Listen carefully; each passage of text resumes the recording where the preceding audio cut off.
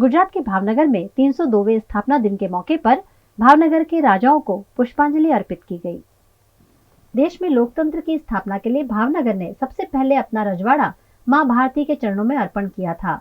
आज भावनगर का 302वां स्थापना दिवस मनाया गया। इस मौके पर महाराज भाव सिंह जी ने भावनगर में जगह जगह तोरण बंधवाए। साथ ही भावनगर के राजाओं को पुष्पांजलि अर्पित की गई। राजघाट पर पुष्पांजलि अर्पण कर भाजपा के नेता और पूर्व प्रदेश अध्यक्ष जीतू वाघानी ने महाराजा कृष्ण कुमार सिंह जी को याद करते हुए प्रजा के कल्याण की कामना की। भावसिंहजी ना नामथी भावेणा नाम पीड्યું છે।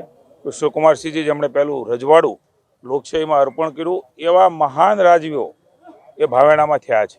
ત્યારે ભાવસભર ભાવનગર તરીકે ઓળખાય છે।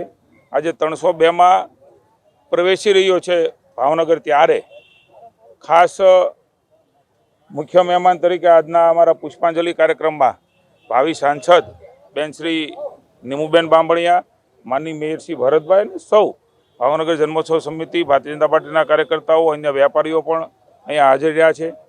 કદાચ સમગ્ર ભારતમાં વિશેષ પ્રકારે ઉજવણી એ ભાવેણા કરી રહ્યો છે। આપ સૌ એના સાક્ષી રહ્યા છો।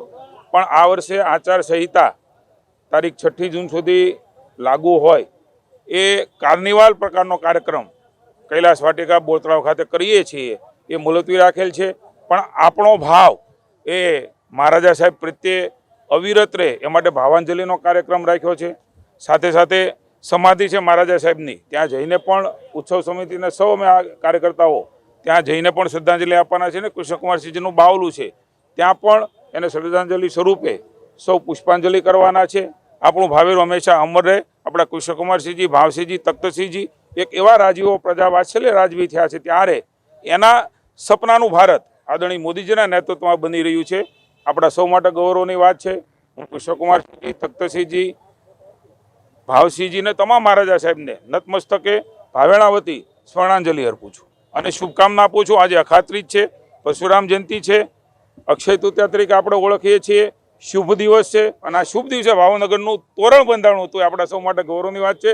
ભાવેણાના જન્મ દિવસે પરશુરામ જયંતિ નિમિત્તે અક્ષય તૃતીયા એટલે કે અખાત્રીજની ખૂબ ખૂબ સમગ્ર રાજ્યના ભાવેણાના લોકોને શુભકામનાઓ।